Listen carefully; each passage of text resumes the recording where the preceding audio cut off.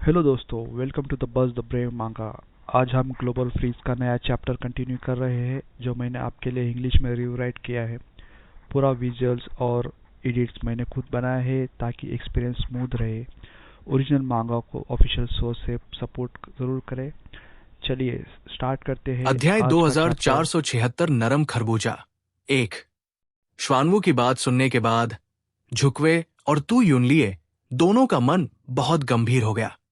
वे बहुत अच्छी तरह जानते थे कि झांग ये पूरे हुआशु राज्य के संसाधनों को एकत्र करके उस मानव मेजबान को सशक्त बनाकर वुलुआन साम्राज्य को पराजित करने में सक्षम हुआ था।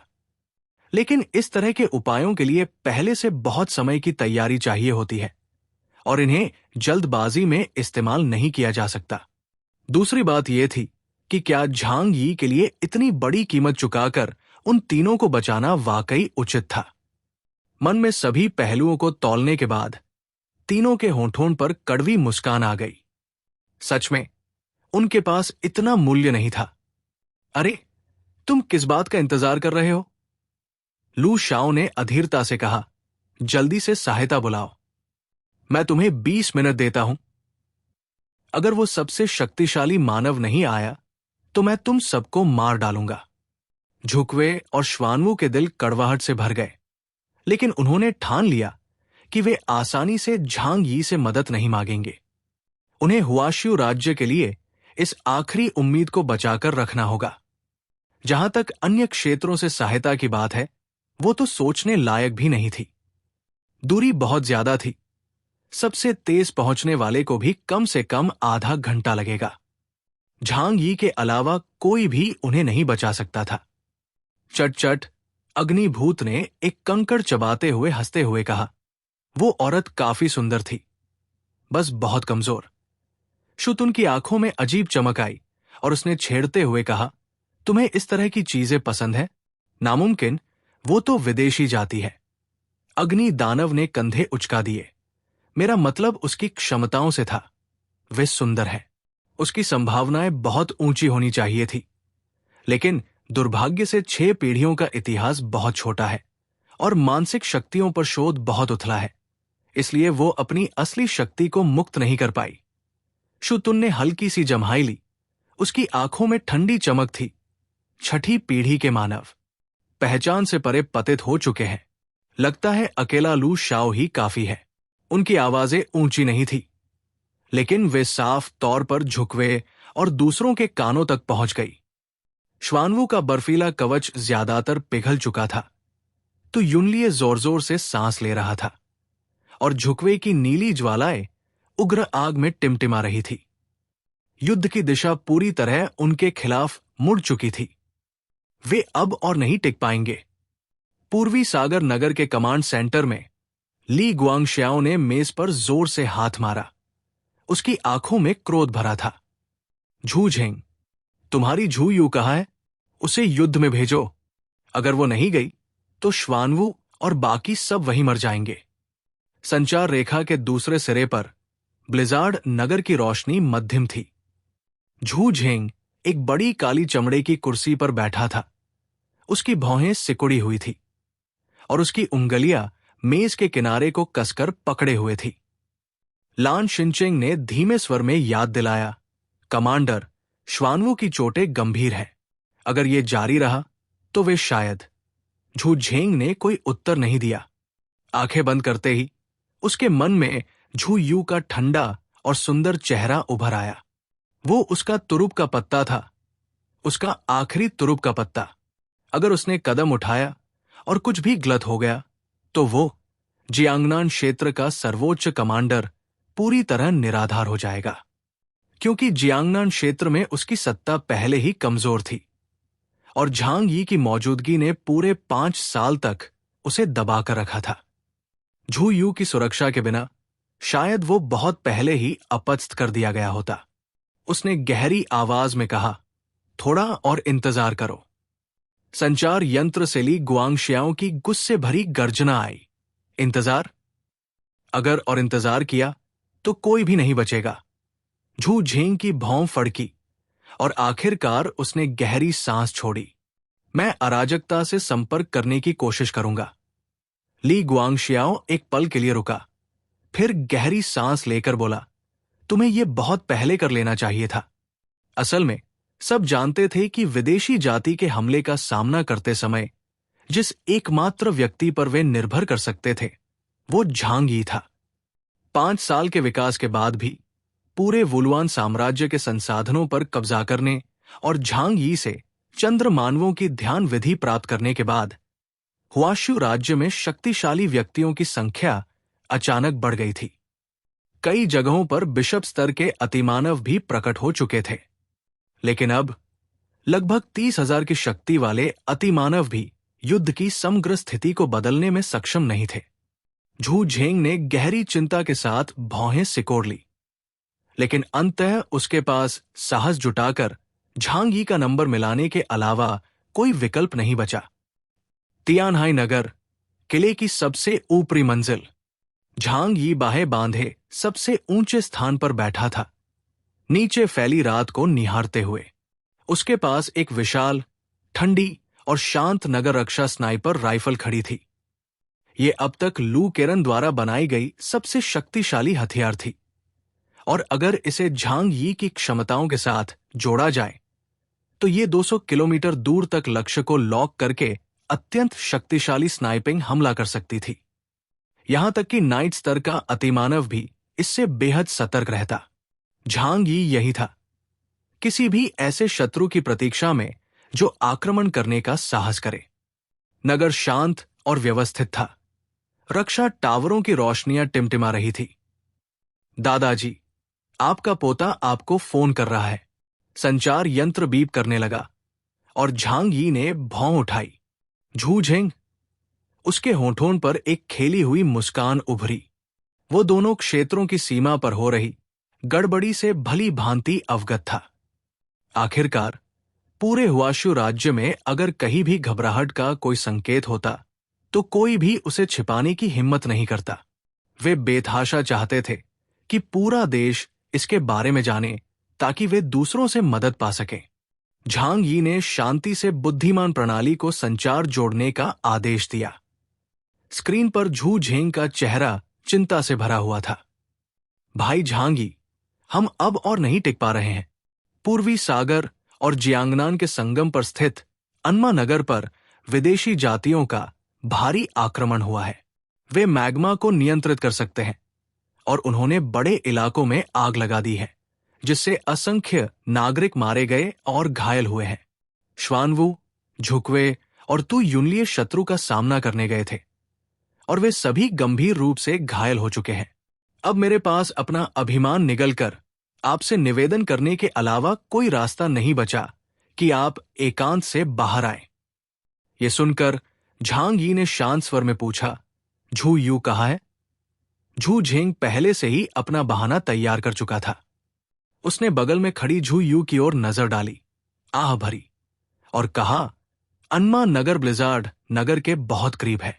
झू यू को ब्लिजार्ड नगर की रक्षा करनी है, इसलिए झांग यी ने उसे बीच में ही रोक दिया। या तुम्हारी रक्षा करने के लिए? झू झेंग, नहीं, ठीक है, हम इतने परिचित हैं, समय बर्बाद करने की जरूरत नहीं। कैमरा घुमा दो ताकि मैं देख सकूं। उसे कार्रवाई करने का निर्णय लेने से पहले सामने वाले की सभ्यता के स्तर का आकलन करना था। उसे झू झेंग की मदद करने में कोई रुचि नहीं थी, लेकिन वो इस अवसर का लाभ उठाकर अन्य सभ्यताओं के संसाधनों को लूटने में काफी रुचि रखता था। चूंकि दूसरी ओर से ही संघर्ष शुरू हुआ था, शांतिपूर्ण समाधान असंभव था। अगर उसने पुष्टि कर ली कि सामने वाला उससे कमजोर है, तो माफ करना, झांग यी को अपने असली रंग दिखाने ही पड़ेंगे। झू झेंग ने तुरंत सारे दृश्य झांग यी को भेज दिए। झांग यी ने यांग शिनशिन को बुलाया और दृश्य को 8 गुना गति पर चलाया। उसकी भौहें तुरंत सिकुड़ गई, यहां तक कि श्वानवू, झुकवे और तू युनलिए को हराने में भी इतना समय लगा। ये मैग्मा आदमी इतना कमजोर कैसे है? यांग शिनशिन ने उदासीनता से उसकी ओर देखा। मदद करने जाना चाहते हो? झांग यी ने आंखें मिचकाई और आकाश की ओर देखा। मुहर टूटने के पहले ही दिन कुछ लापरवाह लोग अब भी अपनी मौत नहीं पहचानते। मुझे वहां जाकर लौटने में 1 मिनट से भी कम लगेगा, तो जाकर थोड़ा मजा लेना ठीक रहेगा।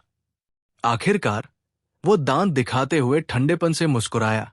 बहुत से लोग सोचते हैं कि छठी पीढ़ी नरम खरबूजे हैं, आसान निशाने। मुझे भी ऐसी ताकत ढूंढनी है जो अपनी सीमाएं न जानती हो, ताकि अपनी सत्ता स्थापित कर सकूं और उन्हें बता सकूं कि मैं, झांगी और हमारा तियानहाई किसी से भी छेड़छाड़ के लिए नहीं है। अध्याय 2477 नरम खरबूजा 2। ये पुष्टि करने के बाद कि लू शाओ बस 30,000 से अधिक क्षमता सूचकांक वाला एक निकम्मा कचरा है, झांग यी ने जाकर उसे देखने का फैसला किया। उसने फिर से झू झेंग का नंबर मिलाया और झू झेंग भी बेचैनी से प्रतीक्षा कर रहा था। कॉल जुड़ते ही वो जल्दी से बोला, भाई झांगी, मैं आपसे विनती करता हूं, कृपया आ जाइए। हमें आपकी जरूरत है। अगर आप नहीं आए तो श्वानवू और बाकी सब युद्ध में मारे जाएंगे। झांग यी का भाव शांत था और उसकी आवाज गहरी थी। मुझे तियानहाई की रक्षा करनी है। अगर मैं यहां से गया तो यहां प्राचीन अशांति को कौन दबाएगा? आमतौर पर ऐसे समय पर शर्तों पर बातचीत होती है। झू झेंग लगभग चिल्ला पड़ा, तियानहाई अभी सुरक्षित है। आपने वहां की विदेशी जातियों को पहले ही डरा दिया है, लेकिन अगर अन्मा नगर गिर गया तो पूरा दक्षिणी मोर्चा ढह जाएगा। कृपया झांगी, आप ही एकमात्र है जो उनका सामना कर सकते हैं। जब तक आप मदद करने को तैयार हैं, हमारे दोनों क्षेत्रों से जो चाहे मांग लीजिए। झांग यी की नजर बगल में चल रहे सजीव होलोग्राफिक प्रसारण पर गई। दृश्य में लू शाओ आग के सागर में गर्व से खड़ा था। श्वानवू का विशाल शरीर जमीन पर पड़ा था। उसका मोटा कवच कई जगहों से टूटा हुआ था। झुकवे लगभग बेहोश थी और तू युनलिए मुंह से खून उगल रहा था। उनके सामने झू रोंग कबीले के सदस्य की आभा समुद्री ज्वार जितनी प्रबल थी और दहकती लाल लहरें लगभग पूरे दृश्य को ढक रही थी। सिर्फ एक श्वेत बिशप स्तर का झू रोंग कबीला। झांग यी ने जम्हाई ली। मुश्किल से इतना है कि मैं वहां जाने की जहमत उठाऊं। वो मुड़ा और खिड़की के बाहर देखने लगा। दूर से आती लाल रोशनी से रात का आसमान चमक रहा था। तियानहाई अभी सुरक्षित है, उसने हल्के से कहा। ये याद रखना, तुम मुझ पर एक बहुत बड़ा एहसान चढ़ा रहे हो। उसकी नजर में दोनों जिले भिखारियों जितने कंगाल थे और उसे सच में उनसे कुछ भी नहीं चाहिए था। फिलहाल ये उधार रहने दो, जरूरत पड़ी तो बाद में मांग लेंगे। झू झेंग ने तुरंत हामी भर दी। जहां तक ली गुआंगशियाओ का सवाल था, अगर आप उसकी 2 शीर्ष युद्ध शक्तियों को बचा दें तो वो घुटनों के बल बैठकर आपको पिता भी कह देगा। इसलिए दोनों ने बिना हिचक सहमति दे दी। झांग यी ने संचार समाप्त किया और स्काईसी किले के विशाल गोल गुंबद से खड़ा हो गया। उसने अंगड़ाई ली और यांग शिनशिन से कहा, मैं पहले वहां जा रहा हूं। यहां कुछ भी गलत हो तो तुरंत मुझे बताना। मैं 1 मिनट के भीतर लौट आऊंगा। वो अंतरिक्ष के आर पार जा सकता है और उसके द्वारा खोले जाने वाले आयामी द्वार की दूरी 50,000 मीटर तक पहुंच चुकी है, इसलिए कुछ 100 किलोमीटर की दूरी उसके लिए दूर नहीं मानी जाती। आग से जलता हुआ आकाश, जैसे नरक का फटा हुआ द्वार हो। श्वानवू, झुकवे और तू युनलिए मुश्किल से सांस ले पा रहे थे। उनका खून जली हुई धरती में मिला हुआ था और उनके शरीर आग के सागर में डगमगा रहे थे। झुकवे की नीली ज्वालाएं बहुत पहले ही मध्यम पड़ चुकी थी। श्वानवू का बर्फीला कवच चूर चूर हो चुका था और तू युनलिए पूरी तरह झुलसा हुआ, घुटनों के बल जमीन पर था। फिर भी उसकी मुट्ठियां कसकर भींची हुई थी। लू शाओ आगे बढ़ा। उसके हर कदम के साथ उसके पैरों तले लावा उफनता था और उसकी हंसी लपटों में गूंज रही थी। यही है छठी पीढ़ी। उसकी आवाज ठंडी और घमंडी थी, जिसमें जन्मजात श्रेष्ठता झलक रही थी। चींटियों की तरह तड़पते हुए आग की रोशनी में दिखने वाले कीड़े क्या सूरज से टकराने की हिम्मत कर सकते हैं? उसने दाहिना हाथ उठाया। उसकी हथेली में सिमटती दहकती आग ने आकाश और धरती को प्रतिबिंबित किया और वो बुदबुदाया, जब वो सबसे शक्तिशाली व्यक्ति सामने आने से इनकार कर रहा है, तो मैं लड़ते हुए आगे बढ़ूंगा और ये सुनिश्चित करूंगा कि इस धरती पर छठी पीढ़ी का नामो निशान न बचे। श्वानवु ने दांत भींचे, उसकी आवाज भर्राई हुई थी। तुम ऐसा सोचो भी मत। झुकवे की आंखों में आक्रोश के आंसू चमके। अगर ये भी नहीं चला तो हम सब मिट जाएंगे। आखिरी ताकत बटोरकर तो युनलिए गरजा और लू शाओ की ओर झपटा, लेकिन एक साधारण हथेली के प्रहार से ही वो उछलकर दूर जा गिरा और भारी आवाज के साथ लावा में धंस गया। लू शाओ ने ऊपर देखा।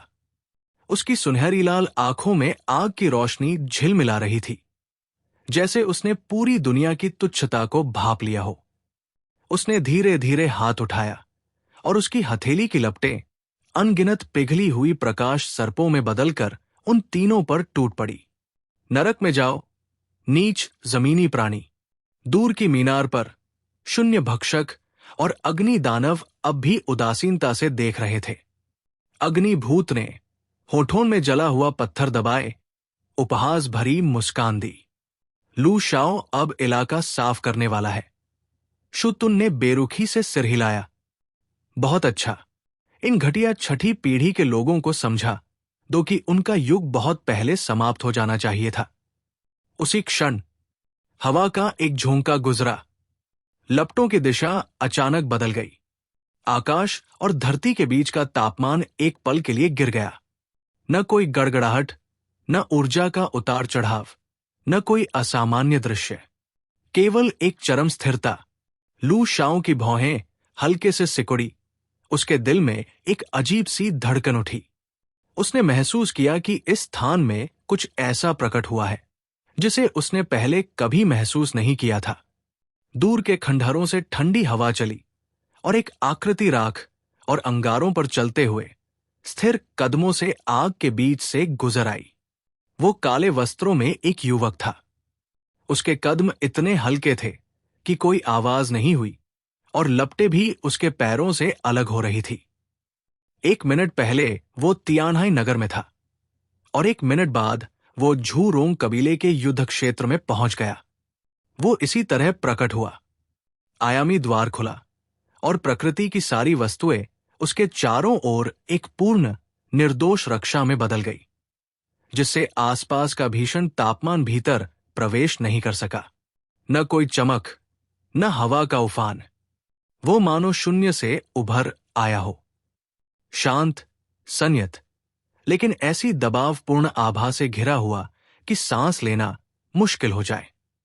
जब क्षमता सूचकांक एक निश्चित स्तर पर पहुंचता है तो जीव के विकसित होने के साथ छठी इंद्रिय अत्यंत तीक्ष्ण हो जाती है, विशेषकर जब कोई अपने से अधिक शक्तिशाली विरोधी का सामना करता है तो खतरे को भांपने की प्रवृत्ति और भी प्रबल हो जाती है। इसलिए भले ही झांग यी ने कोई क्षमता प्रयोग न की हो, शून्य से उसका प्रकट होना ही लू शाओ के लिए काफी था, जो अभी अभी उन्मत्त हंसी हंस रहा था और उसकी त्वचा पर बहती लपटें ठंडी पड़ने लगी। झांग यी ने लू शाओ की ओर देखा तक नहीं।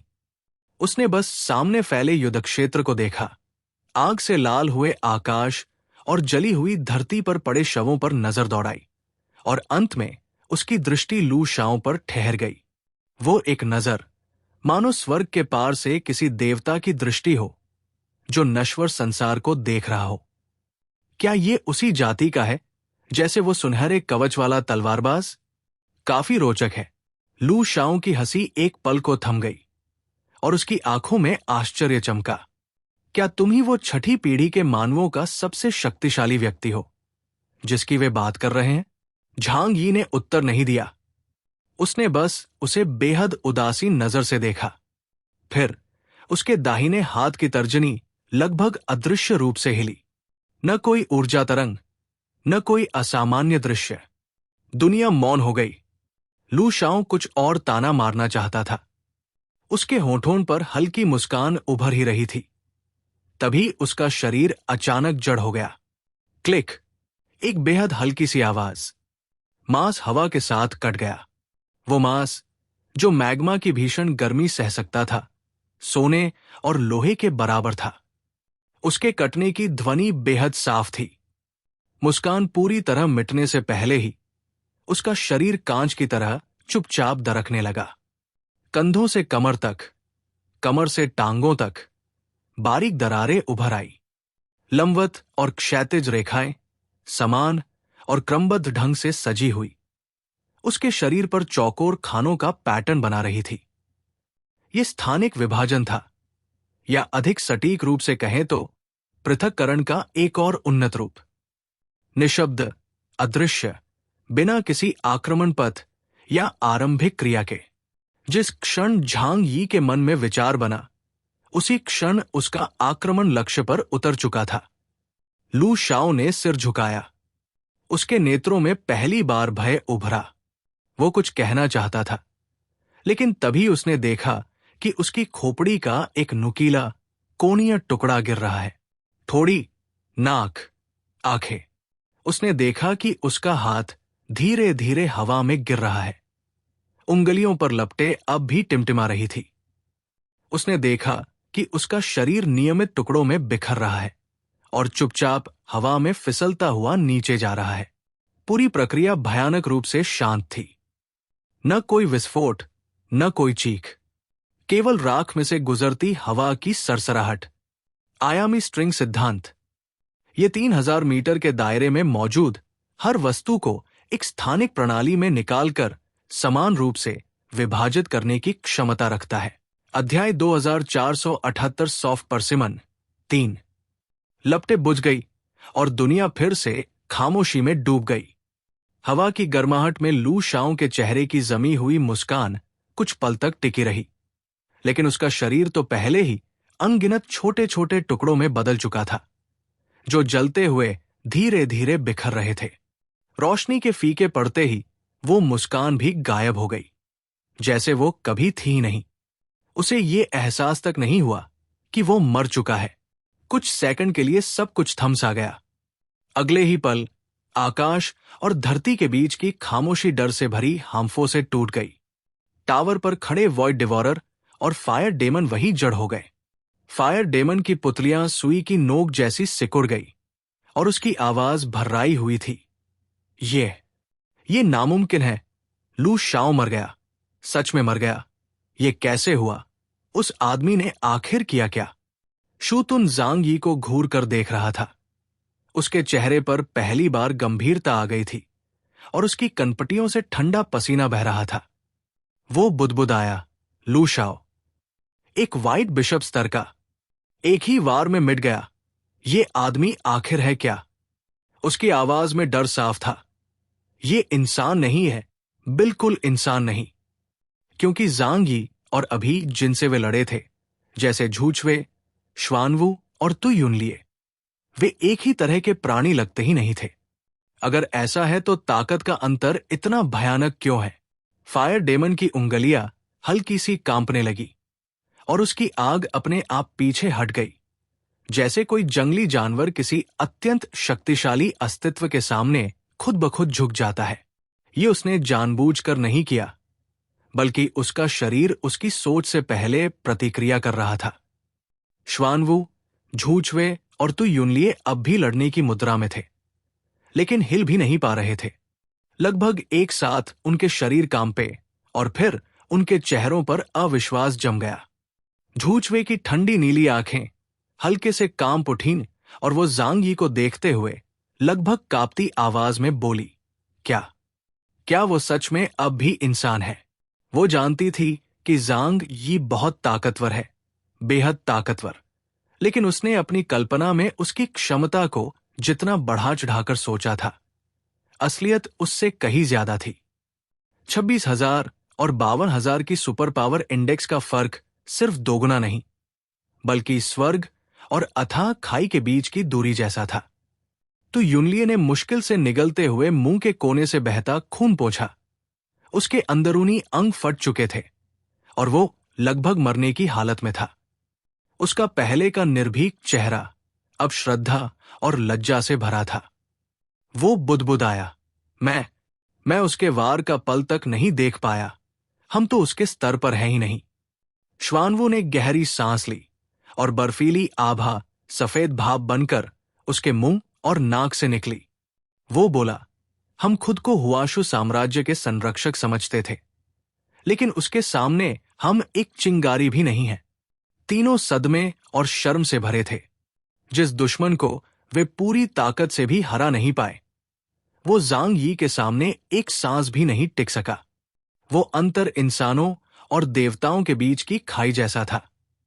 पूर्वी सागर क्षेत्रीय कमांड सेंटर में ली गुआंगश्याओ ने पूरा चेहरा स्क्रीन से सटा लिया था। उसकी आंखें हैरानी से फैली हुई थी। कुछ सेकंड बाद उसने भारी सांस छोड़ी और उसका गला ऊपर नीचे हुआ। वो बुदबुदाया, हे भगवान, ये तो असली राक्षस है। फिर वो जोर से हंसा। उसकी आवाज में उत्साह और गर्व साफ झलक रहा था। ये लड़का पूरी तरह हमारी पहुंच से बाहर है। वो पहले ही किसी और ही आयाम में पहुंच चुका है। उसने अपने सहायक की ओर मुड़कर कहा, इसे लिख लो। आज से हुआशु साम्राज्य की युद्ध शक्ति की परिभाषा दोबारा तय करनी होगी। उधर ब्लिजार्ड सिटी में झू झेंग अपनी कुर्सी से लगभग उछल पड़ा और कागज फर्श पर बिखर गए। उसकी आवाज अविश्वास से भरी थी। उसने उस विदेशी ताकतवर को एक पल में मार डाला। ये कैसे मुमकिन है? हो तो भी शायद ऐसा न कर पाए। स्क्रीन पर ज़ांग यी के शांत और उदासीन प्रोफाइल को देखते हुए उसे अजीब सी जानी पहचानी भावना हुई। ठीक वैसी ही जैसे 2 साल पहले वह लोंगजी को पहली बार देखते वक्त हुई थी। ऐसी ताकत, ऐसा अतिक्रमण। लान शिनचेंग की आंखें फैल गई और वो हकलाया, ये तो असाधारण प्राणियों की सीमा से भी बाहर है। उसकी शक्ति बिल्कुल देवता जैसी है। झू झेंग की छाती तेजी से उठने गिरने लगी। उसकी सांसें तेज हो गई और उसका चेहरा बेहद जटिल भावों से भर गया। वो बुदबुदाया, वो अब इंसान नहीं रहा। उसने हर सीमा पार कर ली है। उनके पीछे झू यू चुपचाप खड़ी थी। उसका चेहरा शांत था, लेकिन उसकी गहरी आंखें हल्के से कांप रही थी और उसके दिल में एक भयानक तूफान उठ चुका था। वो स्क्रीन पर ज़ांग यी को घूर रही थी। उसकी नजर में आश्चर्य, प्रशंसा और एक अनजानी सी उत्तेजना मिली हुई थी। युद्ध भूमि पर आग पूरी तरह बुझ चुकी थी। हवा फिर से चली और जमीन पर बिखरी राख को उड़ाने लगी। जली हुई धरती पर ज़ांग यी का शरीर अब भी सीधा खड़ा था। उसका भाव ऐसे शांत था मानो उसने अभी अभी कोई बेहद साधारण काम किया हो। उसकी उंगलियों में हल्की सी हरकत हुई और गहरे सुनहरे रंग की ऊर्जा की एक गेंद धीरे धीरे इकट्ठा होकर उसकी हथेली में समा गई। वो लू शाओ की शक्ति का स्रोत था, शुद्ध, प्रचंड और सब कुछ जला देने वाली अग्नि से भरा हुआ। ज़ांग यी ने उसे यूं ही किसी और आयाम में बंद कर दिया, जैसे कोई कंकड़ उठा लिया हो। श्वानवू किसी तरह खड़ा हुआ। उसका पहाड़ जैसा शरीर झुलसने के निशानों से भरा था। उसने गहरी श्रद्धा से ज़ांग यी की ओर देखते हुए भारी आवाज में कहा, लॉर्ड कैओस, अभी जो हमला आपने किया वो क्या था? ज़ांग यी ने सिर घुमाया। उसकी आंखों में उदासीनता थी और होठों पर हल्की सी मुस्कान। उसने कहा, बस एक छोटा सा करतब है। मैं इसे आयामी स्ट्रिंग विक्टन कहता हूं। झूचवे की आंखें थोड़ी फैल गई और वो बुदबुदाने लगी, आयाम, स्ट्रिंग विक्टन। तो युनलिए ने कड़वी मुस्कान के साथ खून पोंछा और बोला, नाम सच में डर पैदा करने वाला है। ज़ांग यी ने और कुछ नहीं समझाया, बस इधर उधर देखते हुए ऐसे लहजे में पूछा जैसे मौसम की बात कर रहा हो। मैंने सुना है यहां बहुत ताकतवर विदेशी जातियां हैं। उसकी नजर दूर खंडहरों की ओर गई, जहां वॉइड डिवॉरर और फायर डेमन थे, लेकिन वो तुरंत नजर हटा लेता है। वे खास मजबूत तो नहीं लगते। वो कहाँ है? चारों ओर सन्नाटा छा गया। हवा तक मानो जम गई। श्वानवू, झूचवे और तु युनलिए एक दूसरे को देखते रहे। उनके भाव बेहद जटिल थे। झूचवे ने होंठ काटे और हल्की सी खांसी के साथ कहा, वही जिसे आपने अभी निपटा दिया। ज़ांग यी काफी देर तक चुप रहा और तीनों भी खामोश रहे। लंबी चुप्पी के बाद ज़ांग यी ने आह भरकर कहा, तुम लोगों को अब से मेहनत से अभ्यास करना चाहिए। तीनों शर्म से भर गए। गंभीर चोटों के बावजूद उनके चेहरे सुर्ख थे। ज़ांग यी ने उदासीन नजर से दूर देखते हुए कहा, वे लोग खुद को बड़े उस्ताद समझ रहे थे। थोड़ी बहुत काबिलियत तो है। दूर टावर पर वॉइड डिवॉरर और फायर डेमन अब भी जमे हुए थे। फायर डेमन ने सूखा सा निगलते हुए धीमी आवाज में कहा, वो हमें देख रहा है। शूतुन की आंखें ठंडी थी और उसके शरीर की आग कब की बुझ चुकी थी। उसके दिल में बस डर जल रहा था। ज़ांग यी ने दोबारा देखने की भी जहमत नहीं उठाई, बस कदम आगे बढ़ा दिए। उसके पैरों तले हवा खामोश थी। राख उसके कदमों के साथ घूम रही थी और एक अजीब सिहरन भरा माहौल बना रही थी। पूरी दुनिया में बस उसके कदमों की आवाज थी, शांत और साफ, लेकिन युद्ध के नगाड़े की तरह हर जीव के दिल में गूंजती हुई। उसी पल, चाहे वॉइड डिवॉरर हो, फायर डेमन हो या श्वानवू, झूछवे और तु युनलिए, सबके दिल में एक ही ख्याल उठा, वो कोई योद्धा नहीं है और नहीं वो लड़ने आया है। वे तो एक ही स्तर के नहीं हैं, लड़ ही कैसे सकते हैं। वो न्यायाधीश है। दोस्तों, ये था आज का चैप्टर। आपको एपिसोड कैसा लगा कमेंट में ज़रूर बताएं। अगर आप मांगा स्टोरीज एंजॉय करते हैं तो वीडियो को लाइक करें और बज़ द ब्रेव मांगा को सब्सक्राइब करना मत भूलिए। मिलते हैं नेक्स्ट चैप्टर में। Thank you.